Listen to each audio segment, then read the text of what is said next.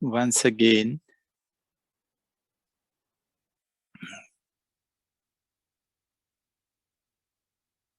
let me say this. I'm really happy to see a lot of Nilambe friends today.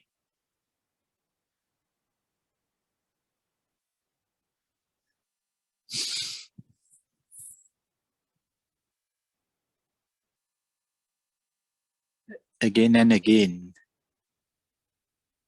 we feel this, how fortunate and lucky we are.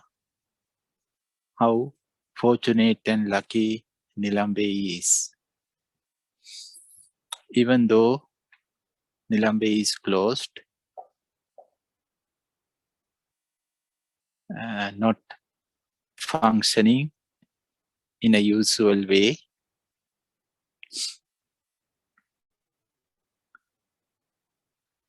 but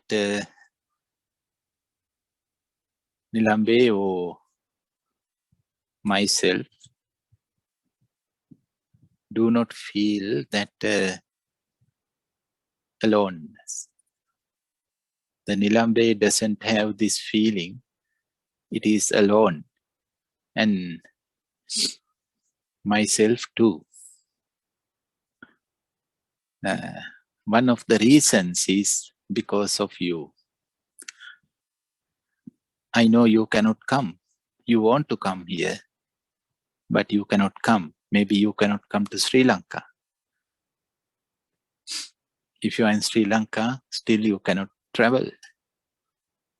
So, but you always ask, how are you, Pul? How is Nilambe? What do you want? What we can do for Nilambe and you? So, your true friendliness and your true kindness and your genuine gentleness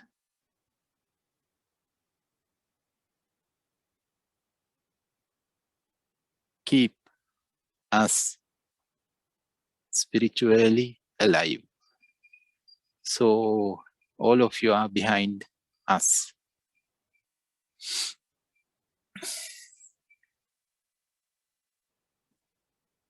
And we are doing this type of retreats often now, mainly not to teach, not for teaching, not for learning. Of course, some teachings are there, some learnings are there, but the main purpose is to create and generate some group atmosphere.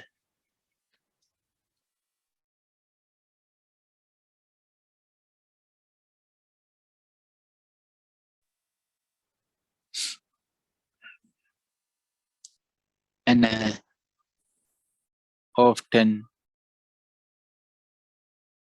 told me this, that whenever you do your own practice in your home places, mainly sitting meditation practice, you imagine Nilambe.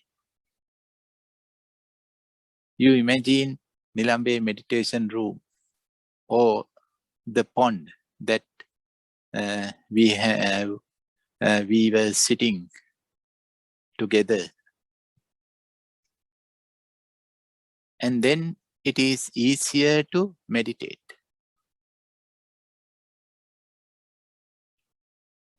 Also, I heard this often, whenever you are in a critical situation, doesn't know what to do, you don't know what to do. In difficult situations, you try to remember Nilambe. What does Nilambe tell you? At least one of the messages given by Nilambe. And then suddenly, somehow, you can see or you can find a way to go through that difficulty, overcome that difficulty. So, therefore, dear friends,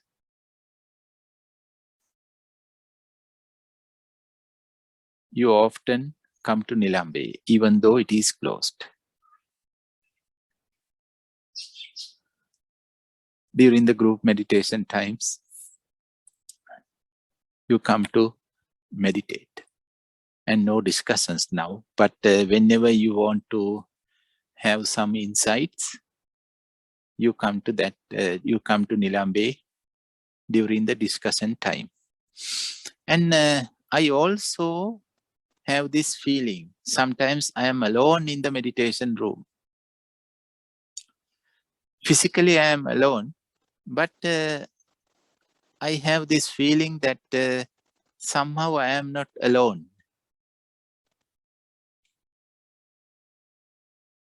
Some of Nilambe friends are here, not physically, not of course, not as ghost. Somehow, what do you think? Do I have to meet a psychiatrist to get the treatment for this hallucination? Anyhow,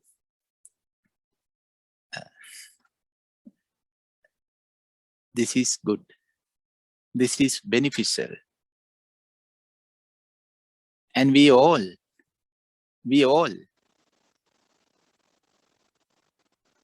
like to have a meditative atmosphere. We love this spiritual environment.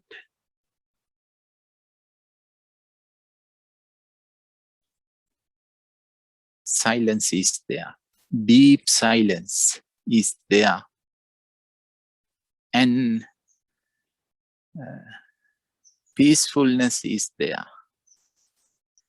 And everybody is calm and quiet. And no fast movements. Everybody is slow. And everybody respects to each other and kind.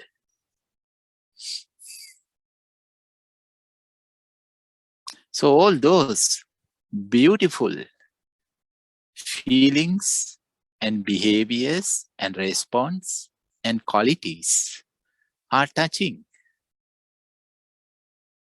a deep, deep, deep place in our hearts.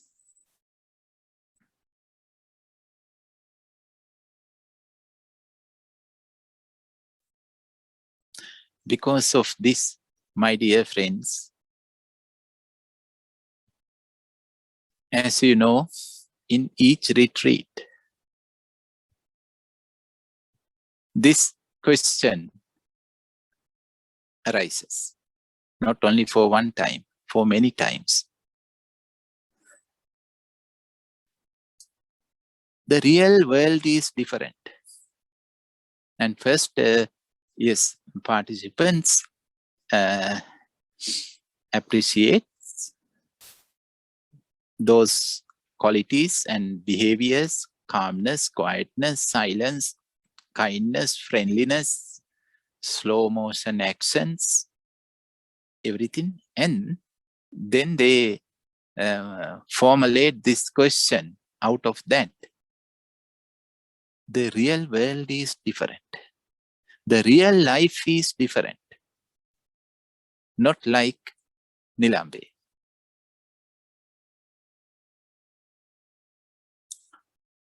We have to go back to the real life. We have to go back to the real world. And real world is not kind like here. not calm, not silence, not quiet, not still, not peaceful, like Nilambe. What we can do?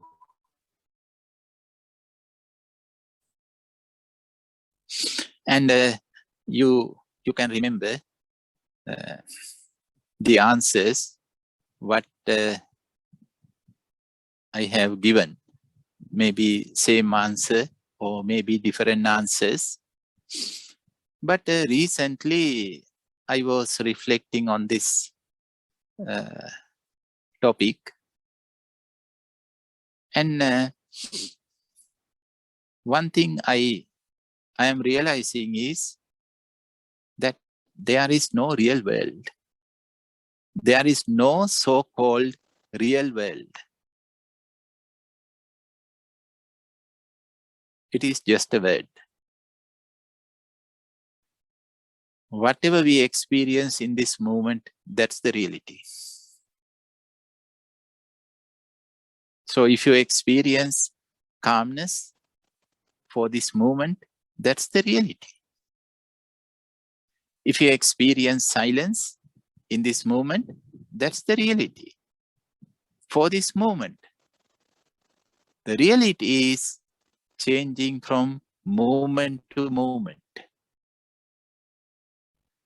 Also, we cannot build a huge wall, huge fence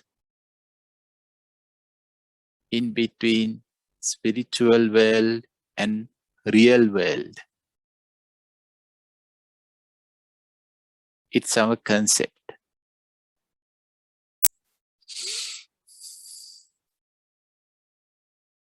And of course, we experience everything in everywhere.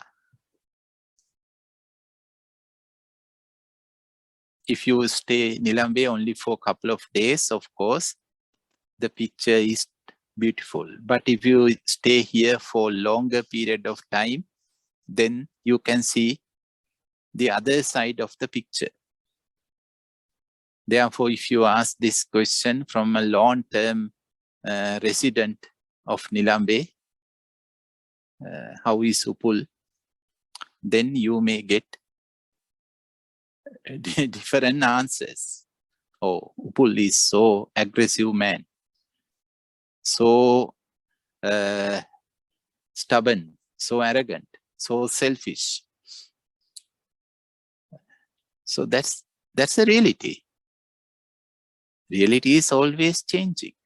There is no eternal reality. It's a concept. It's our own concept. We think something should be there, non-changeable, non-transforming, always same. From the beginning to the end, from the birth to the death. So we think it's our own thought, our own expectation. But practically, it's a different story.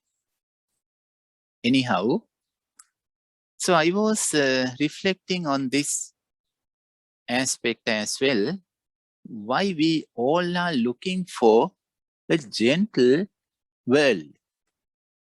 So further they ask this question, what we can do to change the world, to make the world, so-called real world, like Nilambe.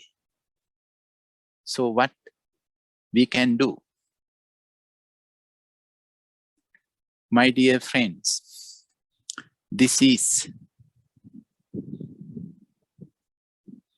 one of the very fundamental goal or target of each religion. So all the religions are older than you and me. All the religions, I don't know how many religions are here, but all the religions are much, much, much senior than you and me. Thousands of years. So from the very beginning of each religion was trying to make a gentle world. But after trying for thousands of years, we know what kind of world is here.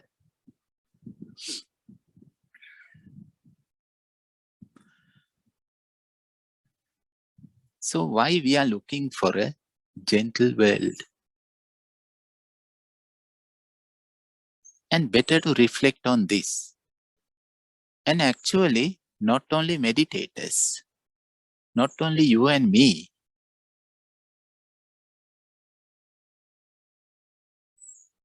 everybody, each human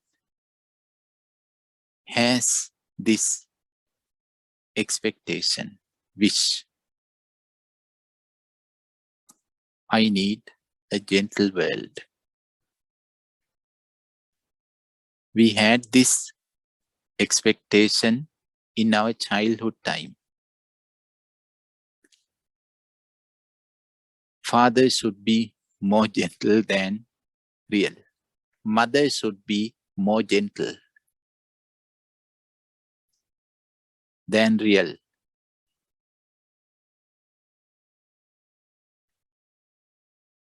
If we can remember our childhood time, how many times we cry for this? Why our parents are not gentle? Why they cannot be gentle? And later, we expect gentle brothers and sisters, friends, relatives, neighbors, and teachers. When we go to schools, we expect, oh no, teachers should be more gentle than how they are. And then the society, we expect a gentle society, gentle boss, gentle colleagues, gentle clients, customers. When we go to hospitals, we expect gentle doctors and nurses. And of course, doctors and nurses have this expectation too. They expect gentle patients. So this goes, dear friends, on and on. And everybody expects a gentle partner, gentle boyfriend, gentle girlfriend, gentle husband and wife, gentle in-laws, gentle children. Wow. This is a often complaint from parents. Children are not gentle. What's wrong? Our son is not gentle at all. Daughter is not gentle at all. What's wrong? And that's not all, my dear friends. We expect gentleness from animals and from the nature, from the climate. We expect gentle rain, gentle sunshine, gentle air, gentle wind.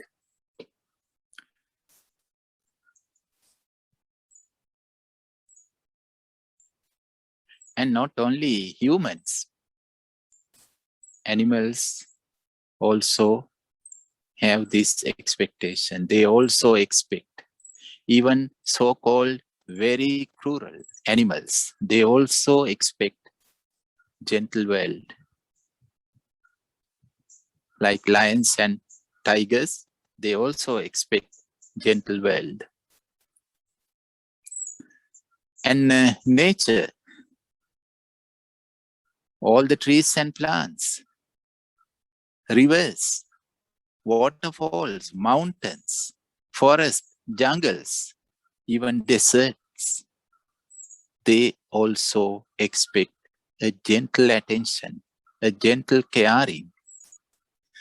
So this expectation, on one hand, it's a personal, but on the other hand, it's an universal.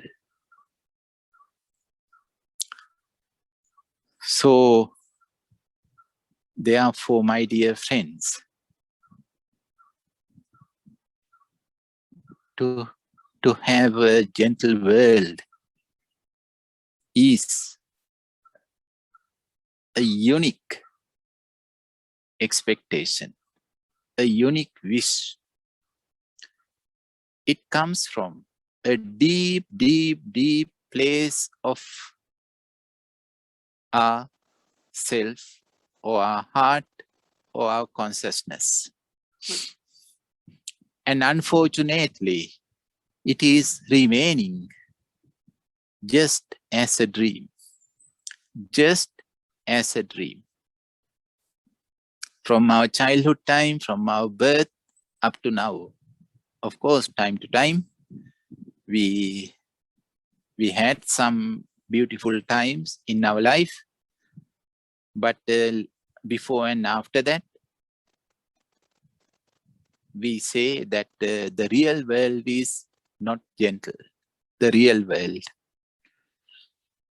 So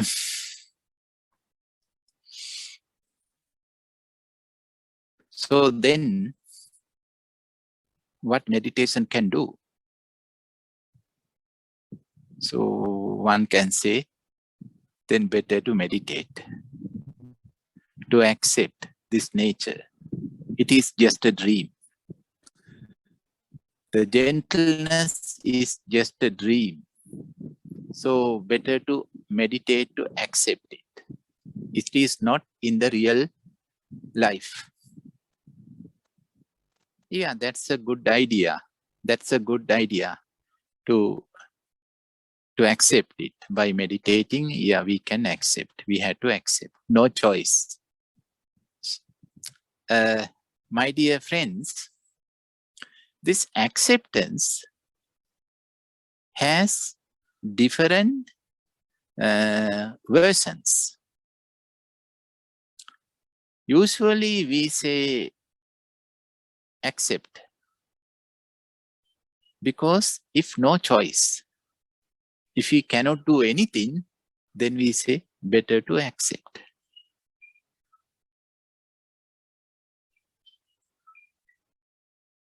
That's a very passive response. It's okay. But the real acceptance, the meaningful acceptance is different. We have many choices. We can do many things. We can react. We can overreact. We can fight. We can argue. We can use our power on others, on the nature to change. Even that, if we can accept the circumstances, that's the real acceptance.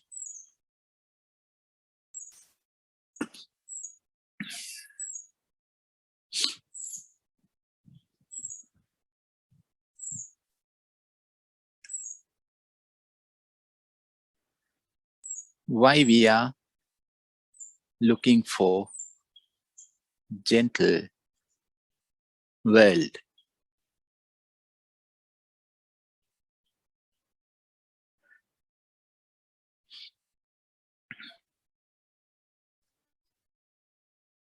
We think if the world is gentle, then the security is there.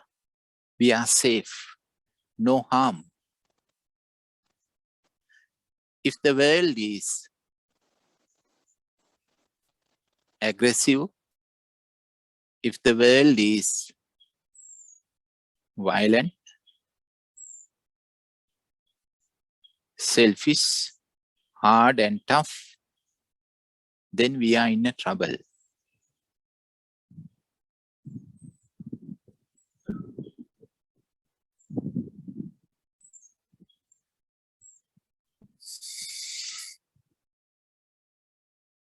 So when we ask this question from the meditation, what we can do to make a gentle world,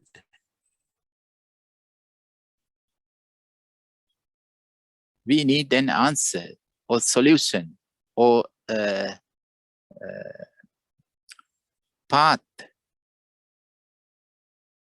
from the meditative point of view, not from religious, not from science, not philosophical, from the meditative point of view.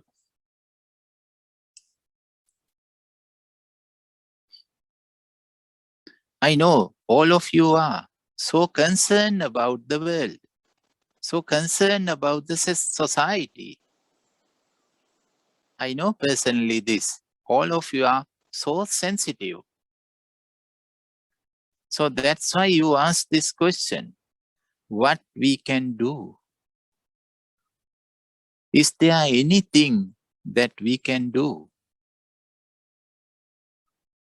to make a better world, good world, gentle world, beautiful world? How we can take care of the world? How? So if we ask this question from the meditation, then the meditation gives us a beautiful answer. And I can share this answer with you by sharing a beautiful story comes from a Buddhist literature. Once the Buddha addressed dear monks,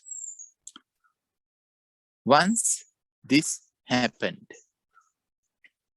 there were acrobats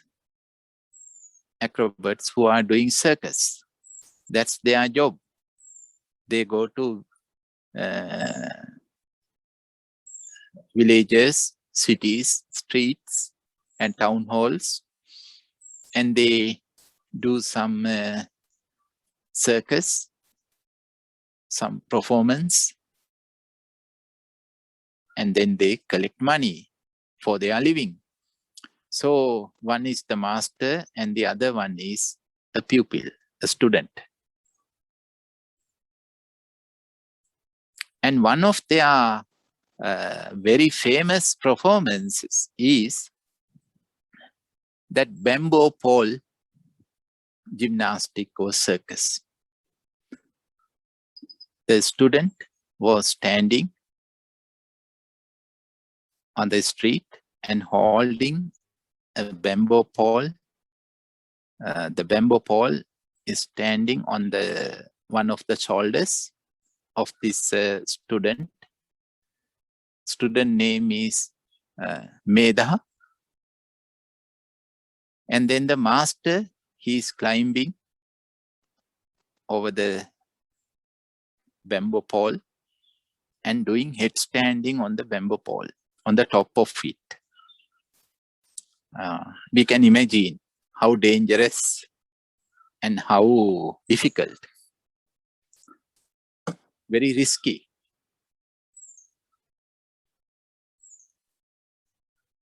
Once this master, while he was doing headstanding on the top of the bamboo pole,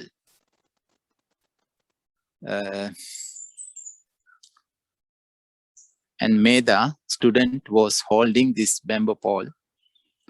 So while this is happening, the master says this, dear Medha, this is very risky circus, because with the wind, with the breathing, everything, it is moving. And if you lose the balance for at least 1 second, then the master falls down and maybe it can hurt student as well. Both of them may die. So master says, dear Meda, student, please be careful. Take care of myself. You have to take care of me. And I have to take care of you. Look after me. And I look after you. Then we both are safe. So then Meda, student, she says, no, dear master, no, dear sir, it's wrong. You have to take care of yourself. You have to look after yourself. And I have to take care of myself. I have to look after myself. Then we both are safe. By looking after myself, you are not in harm. By you look after yourself, I am also safe. And after sharing this story, the Buddha says, Medha is right. The pupil is right. She's right. If you want to take care of someone, first take care of yourself. Then naturally you can take care of others. But if you forget about yourself, and if you always concerned about others, your husband, your wife, your children, your neighbors, your relatives, your students, your teachers, then you cannot take care of yourself and you cannot take care of others. Only worries are there, worries and disappointments are there, and later regression or guilty conflicts are there. So how to take care of oneself? This is the question now.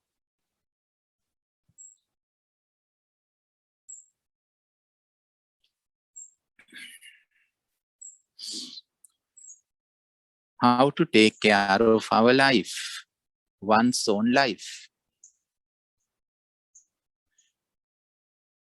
To come to this point, to come to this aspect, I would like to share one of interesting incident what I had.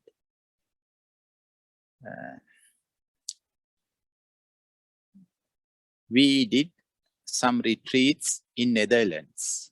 I think you have seen some pictures, and with Paul, organized by Ehipassiko. So Ehipassiko is the first, maybe only, Theravada Buddhist organization founded by our Paul.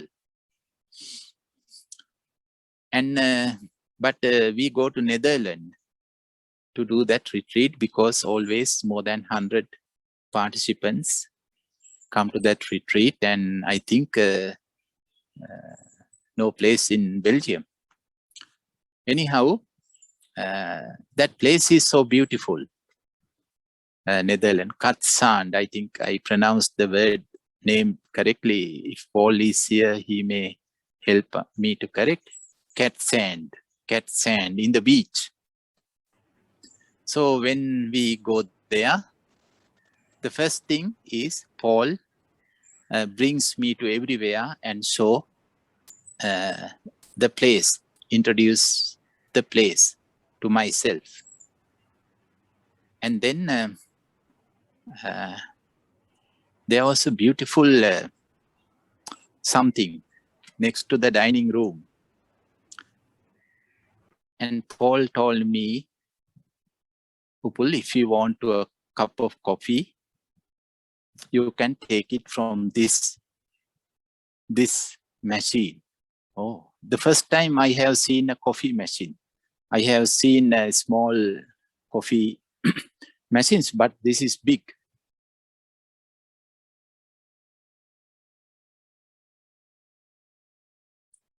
And fully automatic.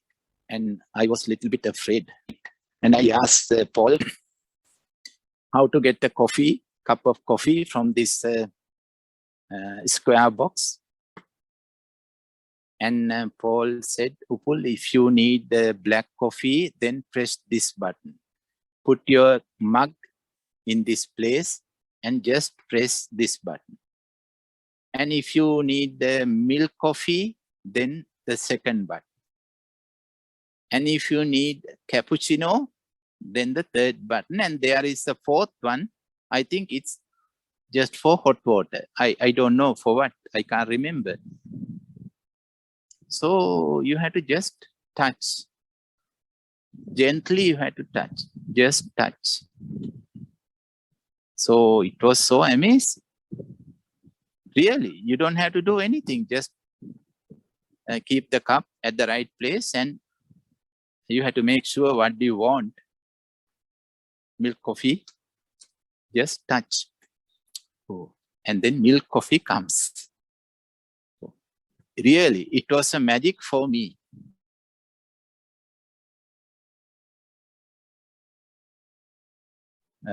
Suddenly rain starts, I think because of this.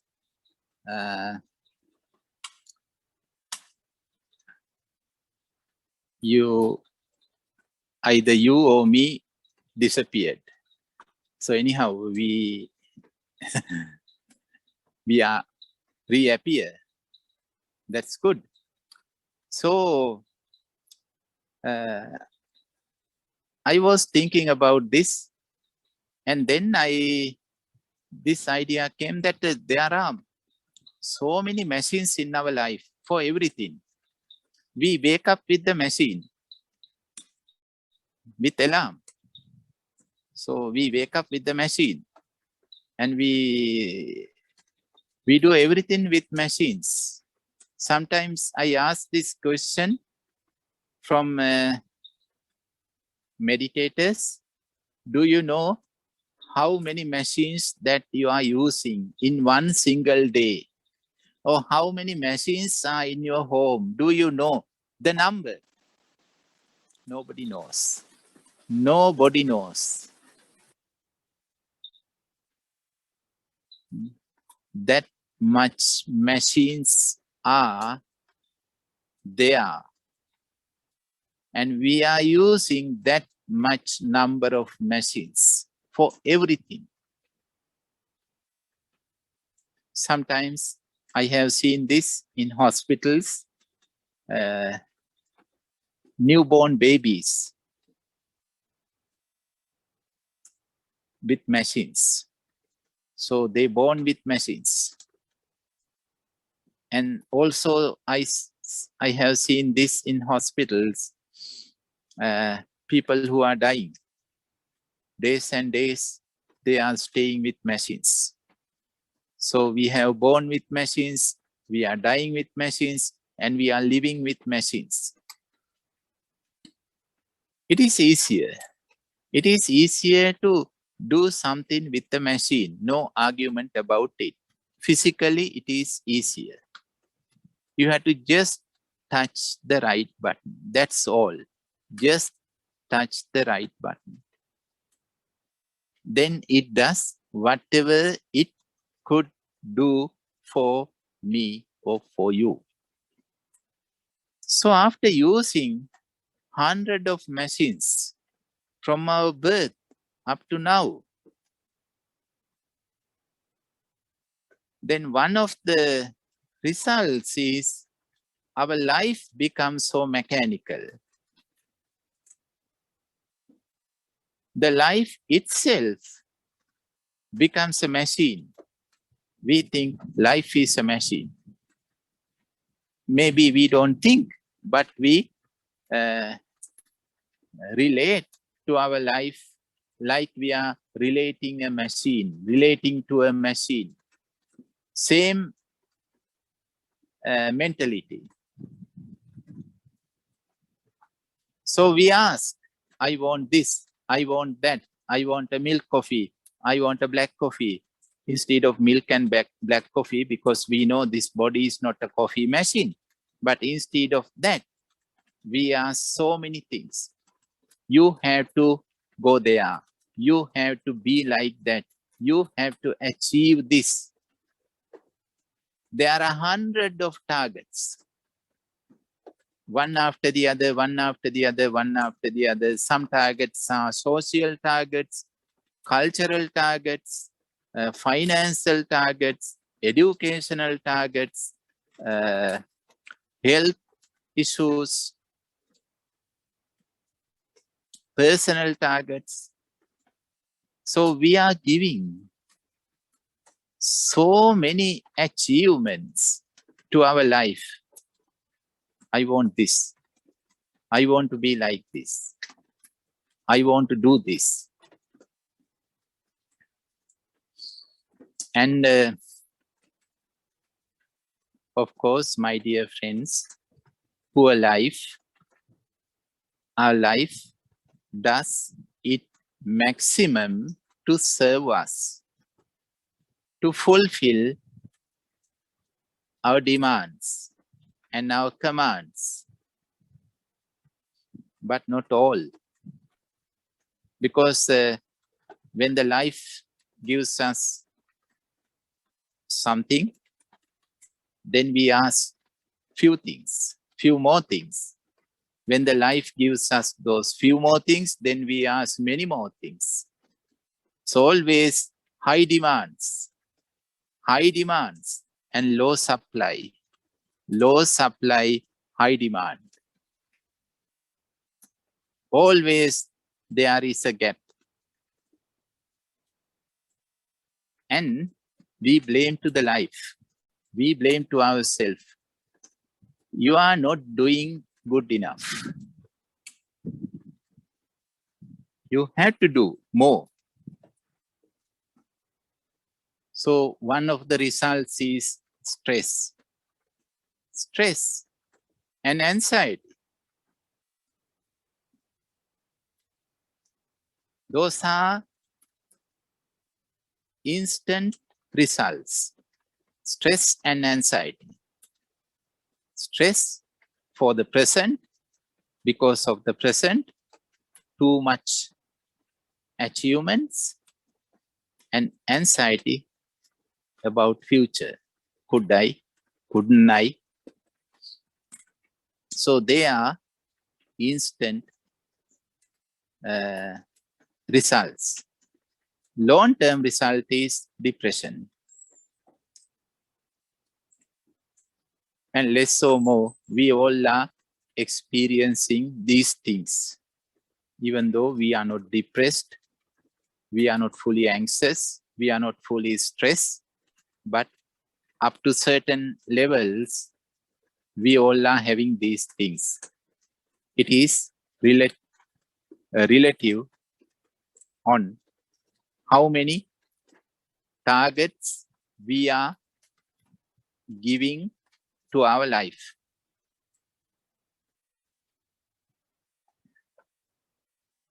And then, so we are stressed. Now life is full of stress. And we know because of stress and anxiety, the body becomes sick.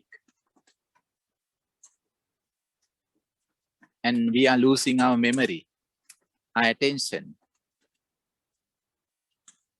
our understanding. Then what to do? What to do? Then the common advice is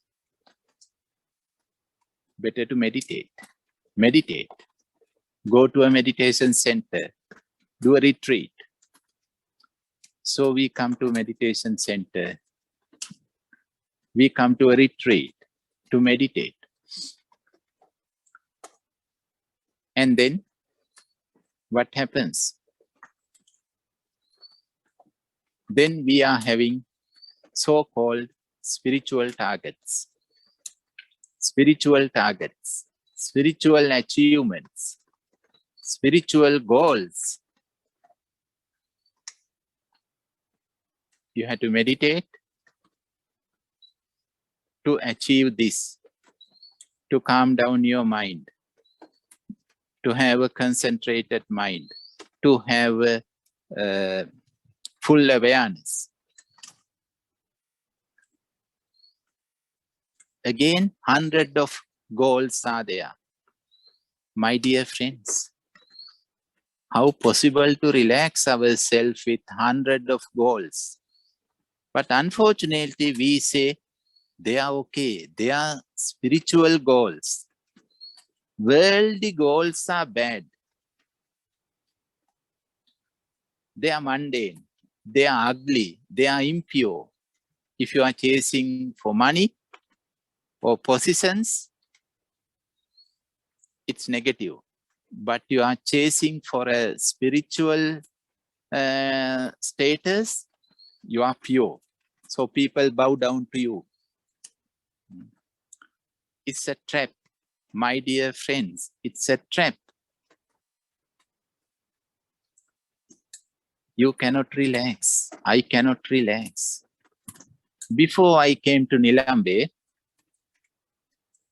I was meditating with books, because in those times, not so much meditation teachers were available in Kandy area, especially in the cities. So, but some books were there, books. So I was meditating with books, and it was a very peaceful journey. And whenever I heard that, oh, there is a wonderful meditation teacher or very advanced meditator, I was used to go there to meet that so-called advanced meditation teacher. I was so eager to see them, to get the live advices, live guidance. So what was my experiences? So whenever I went there means to many different teachers, lot of visitors were there. Of course, I was not the only visitor. Lot of visitors, and maybe 10, maybe 5, maybe 15, and they all came to get some guidance from the teacher. So the teacher asked, what are you doing? What's your meditation technique? How long do you meditate? So and so. And I also had to answer to these questions, and it is easier to answer. But then the teacher asked, are you in which state? Are you in which state? And some visitors said, I am in first state, second, third, fourth, so and so. And then that teacher asked this question from me, oh, are you in which state? I don't know. I do not know. So really, I don't know. If you ask this question now, I don't know. This is the answer, true answer. So I replied, I don't know. Maybe I am not in any state. That's true. Then the teacher asked, did you see this color? And some visitors says, yes, I have seen this color, that color, this color. The teacher has a color code, not in the book, in his mind. And now If you see blue, then you are in this state. If you are yellow, then you are so close to the enlightenment. And Upul, which color you have seen? No color. Oh, what you are doing? You are wasting your time. You said you have meditating for this, that much, that much, that much, but you are wasting your time. My dear friends, always I went to see those great masters with full of ambitions.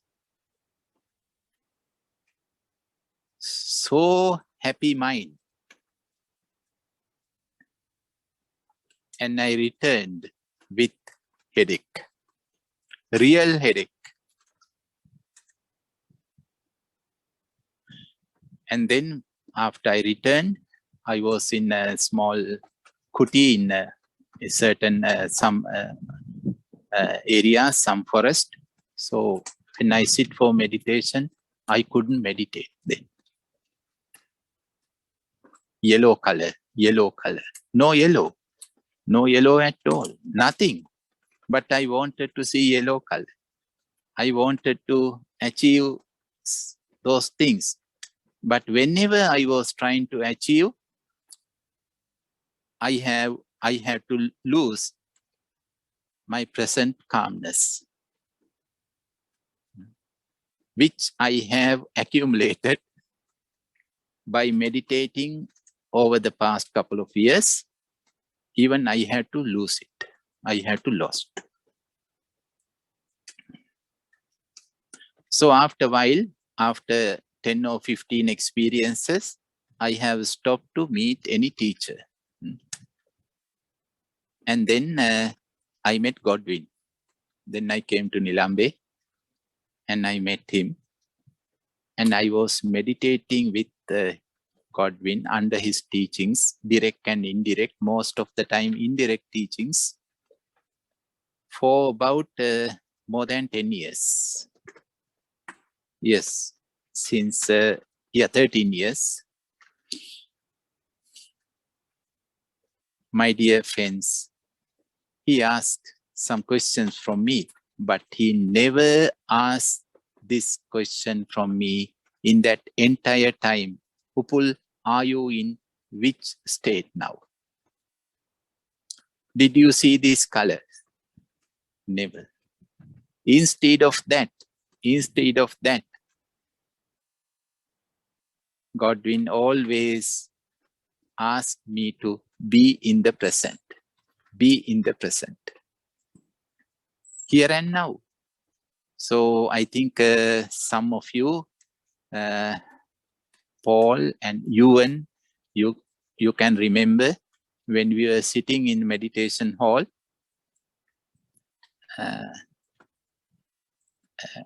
when our master Godwin was guiding us. Actually, no guidance. We were sitting, he was sitting too. And sometimes we hear, maybe we may not hear, maybe we hear this. Be in the present, here and now. Be in the present, here and now. Only you can hear this if you are sitting very close to Godwin. If you are sitting in the little bit away, you don't know, you just hear sound, not the voice. That's all. That's all. But it gives lot. It gives us lot. No stress at all. No stress at all. I have met some meditators, some depressed meditators. They depressed because of meditation. Because they gave up their worldly life, their family life, their jobs to achieve some spiritual targets. And they started meditation with these high expectations. Meditating. Nothing happens. And the result is depression. So can you believe this? We know this, that the modern world is using meditation to reduce the depression. Mindfulness-based cognitive therapy for depression. So the modern world is using meditation as a medicine for depression. At the same time, meditators are becoming depressed because of meditation. What's wrong? We think meditation is a machine like a coffee machine, instant coffee machine. I need first state. I want to be an enlightened one. I want to be like this. And we think meditation should give us whatever we expect.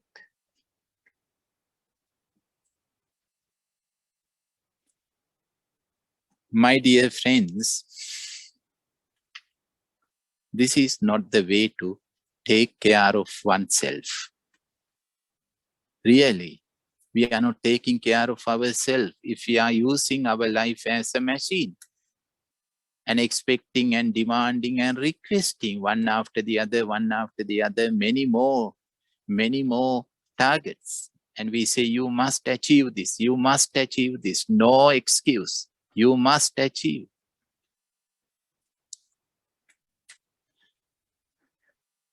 No caring, really no caring.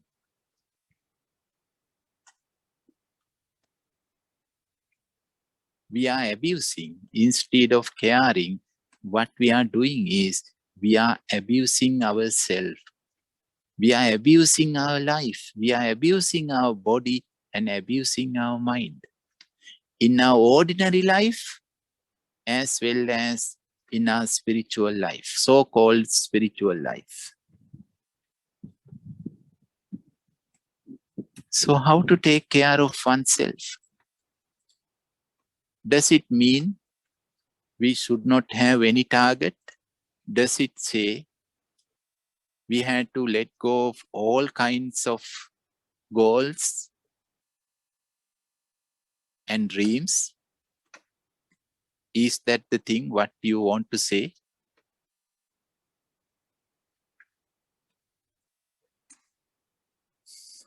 My understanding is it's okay to have a goal. It is okay. It is all right. Even though if you say, no, it is not all right. You should not have any goal or any goals. Then what our mind does? Mind makes it as a goal. No goal becomes a goal.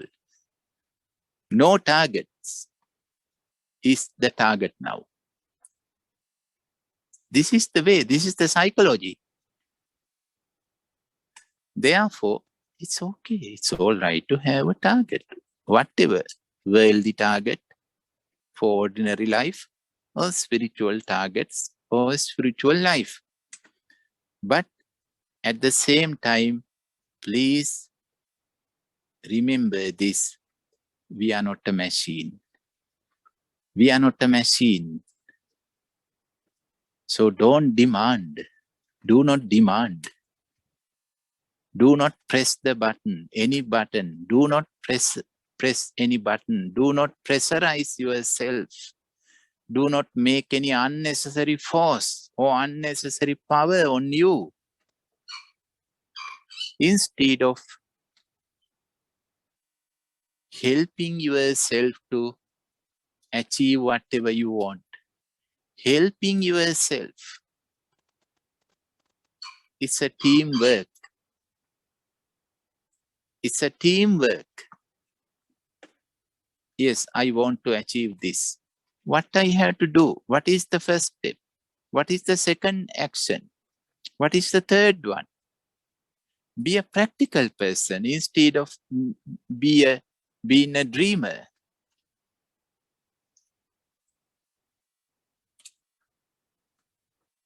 Be your best supporter. My dear friends, be your best helper. Be an attendant to yourself.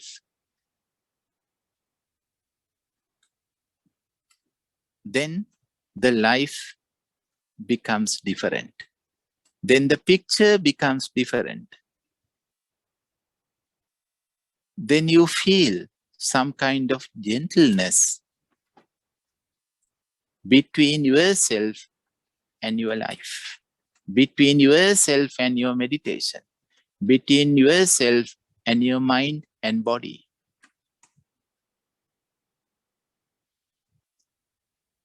And the second thing is, instead of requesting attention from others, pay your attention on others. If you want to take care of someone, then you have to pay your attention on that person. But if you only think about yourself, and then you expect everybody should pay their attention on me, that is the bossy way. That is the way to control. That's the hard way, not the gentle way. Gentle way is paying your attention on yourself, paying your attention on your body, on your mind. And instead of talking, listening.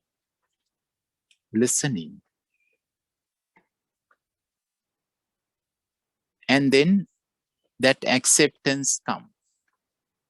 It comes when we read ourselves, when we pay our attention, then we can read subtle information, what we can do and what we cannot do, how long the body can sit, how long our mind can concentrate, how long our mind can work, how long our body can walk, so and so. So we can see, only then we can understand what the body and mind can do, what the body and mind can't do, cannot do. This is a very important realization. We must know about this, what we can do, what we cannot do. Or simply we can say, what is our limitation, or what are our limitations? So usually whenever we meet our limits, we are not happy because we always expect more. But our limitation says, this is the end. This is the thing what I can give you. I cannot give anything else. But we have big capacity to get things, to take things. And our dreams are so big. But practically, limitations are so small.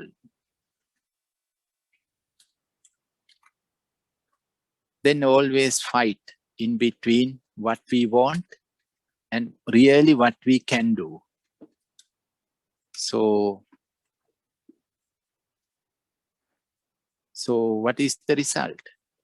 Result is no peace. No peace.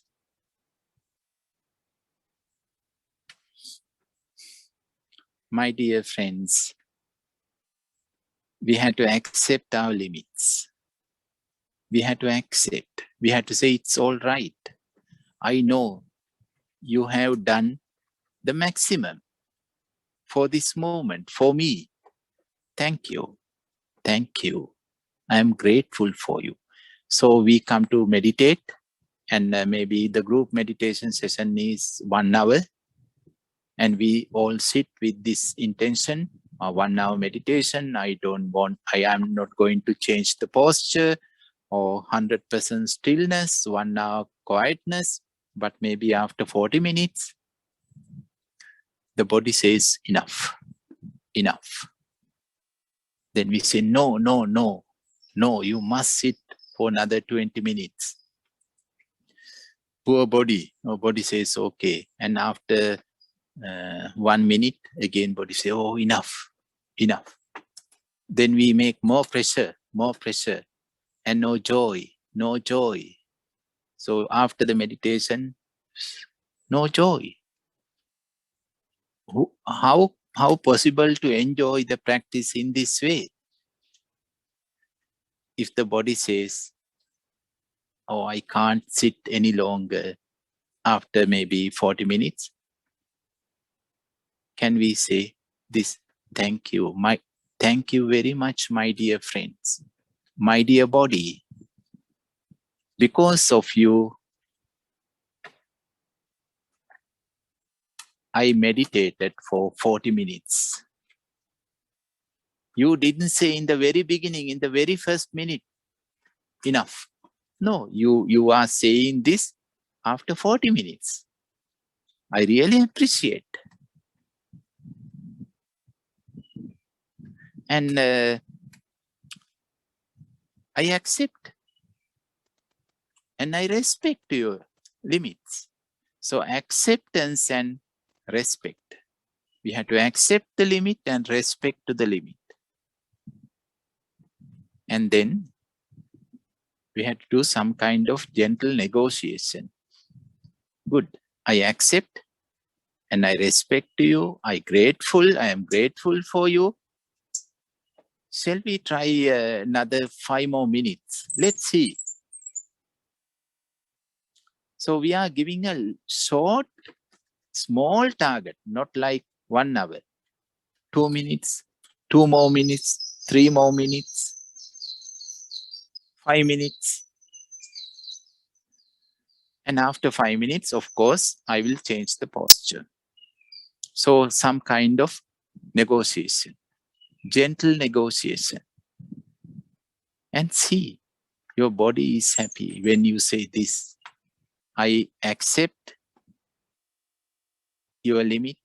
I respect your limits. And I am so grateful for you. Because of you, I was able to meditate for 40 minutes. And let us try for another couple of minutes. And after that, definitely, I'll help you to release your pain. And after that 2-3 minutes, pay your attention on the body. And with this gratitude, please change the body. The body was helping me to meditate for this 40 minutes. Now the body needs my help. With this kindness, please change the posture. And you can see this. You are not losing your awareness. You are not losing your calmness. You are not losing your concentration. Instead of losing, they are growing. They are cultivating. So, are there any spiritual qualities or achievements, whatever, you can experience them with gentleness. With gentleness. The gentleness is the best and comfortable vehicle for this spiritual journey.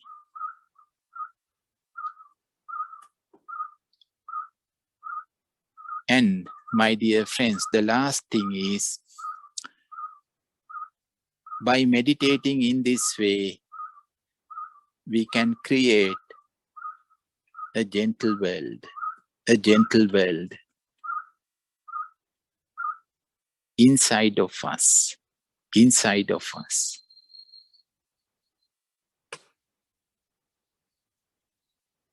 gentle inner world. And once you experience this inner gentle world, then this inner gentle world is fulfilling that very deep dream or heart wish. I need a gentle world. So we all have this, but the outer world is unable to fulfill this dream. Only this inner gentle world is capable to fulfill that dream, that expectation. The gentleness is the target, is the goal. And the gentleness is the practice. The practice and the target, the journey and the destination are same.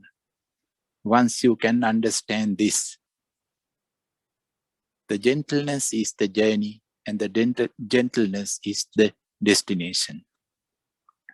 Once you realize this, not intellectually, by your own experiences, then everything becomes so tender.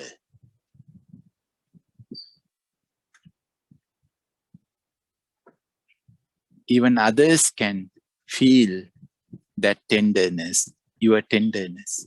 Even others can get benefits of your inner tenderness. It's a blessing for others. It's a gift for others.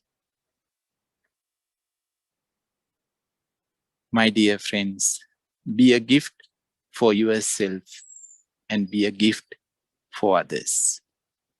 Thank you very much.